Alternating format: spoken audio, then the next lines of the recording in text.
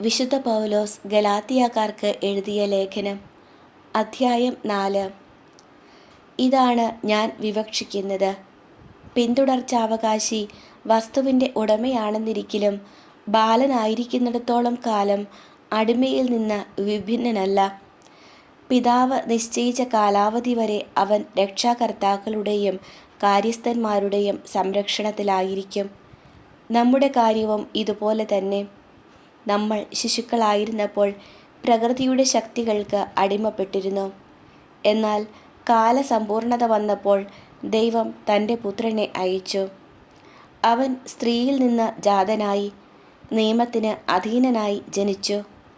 അങ്ങനെ നമ്മെ പുത്രന്മാരായി ദത്തെടുക്കേണ്ടതിന് അവൻ നിയമത്തിന് അധീനരായി കഴിഞ്ഞവരെ വിമുക്തരാക്കി. നിങ്ങൾ മക്കളായതുകൊണ്ട് ആബാ പിതാവേ എന്ന് വിളിക്കുന്ന തൻ്റെ പുത്രൻ്റെ ആത്മാവിനെ ദൈവം നമ്മുടെ ഹൃദയത്തിലേക്ക് അയച്ചിരിക്കുന്നു. ആകയാൽ നീ ഇനിമേൽ ദാസനല്ല, പിന്നെയോ പുത്രനാണ്. പുത്രനെങ്കിൽ ദൈവഹിതമനുസരിച്ച് അവകാശിയുമാണ്. ഗലാത്യരെക്കുറിച്ച് വ്യഗ്രത. ദൈവത്തെ അറിയാതിരുന്ന അന്ന് നിങ്ങൾ യഥാർത്ഥത്തിൽ ദൈവമല്ലാത്തവയെ സേവിച്ചു. എന്നാൽ ഇപ്പോൾ നിങ്ങൾ ദൈവത്തെ അറിയുന്നു, അതിലുപരി ദൈവം നിങ്ങളെ അറിയുന്നു. ആകയാൽ ബലഹീനങ്ങളും വ്യർത്ഥങ്ങളുമായ ആ പ്രപഞ്ചശക്തികളുടെ അടുത്തേക്ക് വീണ്ടും തിരിച്ചു പോകാൻ നിങ്ങൾക്ക് എങ്ങനെ സാധിക്കും?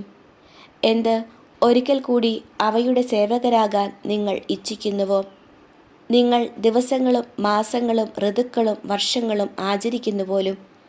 നിങ്ങളുടെ ഇടയിൽ ഞാൻ അധ്വാനിച്ചത് വൃഥാവിലായോ എന്ന് ഞാൻ ഭയപ്പെടുന്നു. സഹോദരരെ, ഞാൻ നിങ്ങളോട് അപേക്ഷിക്കുന്നു, നിങ്ങൾ എന്നെപ്പോലെ ആകുവിൻ. ഞാൻ തന്നെയും നിങ്ങളെപ്പോലെയാണല്ലോ. നിങ്ങൾ എന്നോട് യാതൊരു തിന്മയും പ്രവർത്തിച്ചിട്ടില്ല.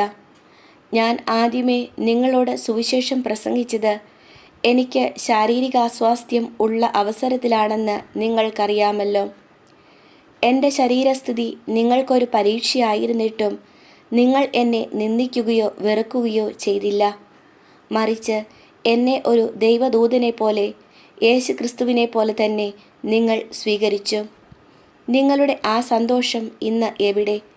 സാധിക്കുമായിരുന്നെങ്കിൽ നിങ്ങൾ സ്വന്തം കണ്ണുകൾ പോലും ചൂഴ്ന്നെടുത്ത് തരുമായിരുന്നുവെന്ന് എനിക്ക് ബോധ്യമുണ്ട്. അങ്ങനെയിരിക്കെ നിങ്ങളോട് സത്യം തുറന്നു പറഞ്ഞതുകൊണ്ട് ഞാൻ നിങ്ങളുടെ ശത്രുവായി എന്നോ?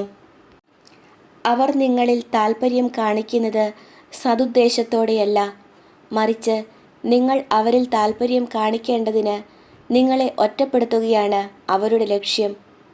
നല്ല കാര്യത്തിൽ താൽപ്പര്യം കാണിക്കുന്നത് ഞാൻ നിങ്ങളോടൊത്ത് ഉണ്ടായിരിക്കുമ്പോൾ മാത്രമല്ല, എല്ലായ്പ്പോഴും നല്ലത് തന്നെ. എൻ്റെ കുഞ്ഞുമക്കളെ, ക്രിസ്തു നിങ്ങളിൽ രൂപപ്പെടുന്നതുവരെ വീണ്ടും ഞാൻ നിങ്ങൾക്ക് വേണ്ടി ഈറ്റുനോവ് അനുഭവിക്കുന്നു. ഇപ്പോൾ നിങ്ങളുടെ ഇടയിൽ സന്നിഹിതനായിരിക്കാനും എൻ്റെ സംസാര രീതി തന്നെ മാറ്റാനും സാധിച്ചിരുന്നെങ്കിൽ എന്ന് ഞാൻ ആഗ്രഹിക്കുന്നു. എന്തെന്നാൽ നിങ്ങളെക്കുറിച്ച് ഞാൻ അസ്വസ്ഥനാണ്. ഹാഗാറും സാറായും. നിയമത്തിന് വിധേയരായിരിക്കാൻ അഭിലഷിക്കുന്ന നിങ്ങൾ എന്നോട് പറയുവിൻ, നിങ്ങൾ നിയമം അനുസരിക്കുകയില്ലേ? എന്തെന്നാൽ ഇപ്രകാരം എഴുതപ്പെട്ടിരിക്കുന്നു, അബ്രാഹത്തിന് 2 പുത്രന്മാരുണ്ടായിരുന്നു, ഒരുവൻ ദാസിയിൽ നിന്ന്, ഇതരൻ സ്വതന്ത്രയിൽ നിന്ന്. ദാസിയുടെ പുത്രൻ ശാരീരിക രീതിയിലും സ്വതന്ത്രയുടെ പുത്രൻ വാഗ്ദാനപ്രകാരവും ജനിച്ചു. ആലങ്കാരികമായി പറഞ്ഞാൽ ഈ സ്ത്രീകൾ 2 ഉടമ്പടികളാണ്.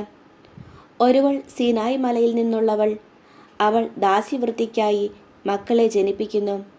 അവളാണ് ഹാഗാർ. ഹാഗാർ അറേബ്യയിലെ സീനായ് മലയാണ്.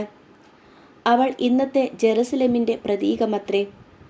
എന്തെന്നാൽ അവൾ തൻ്റെ മക്കളോടൊത്ത് ദാസ്യവൃത്തി ചെയ്യുന്നു. എന്നാൽ സ്വർഗീയ ജെറുസലേം സ്വതന്ത്രയാണ്, അവളാണ് നമ്മുടെ അമ്മ. എന്തുകൊണ്ടെന്നാൽ ഇപ്രകാരം എഴുതപ്പെട്ടിരിക്കുന്നു, അല്ലയോ പ്രസവിക്കാത്ത വന്ധ്യേ, നീ ആഹ്ലാദിക്കുക, പ്രസവ വേദന അനുഭവിക്കാത്ത നീ ആനന്ദിച്ച് ആർപ്പ് വിളിക്കുക. എന്തെന്നാൽ ഭർതൃമതിക്കുള്ളതിനേക്കാൾ കൂടുതൽ മക്കൾ പരിത്യക്തയ്ക്കാണുള്ളത്. സഹോദരരെ, നമ്മളാകട്ടെ ഇസഹാക്കിനെ പോലെ വാഗ്ദാനത്തിൻ്റെ മക്കളാണ്.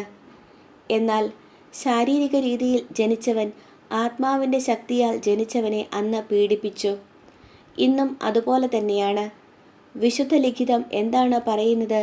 ദാസിയെയും അവളുടെ പുത്രനെയും നിഷ്കാസനം ചെയ്യുവിൻ.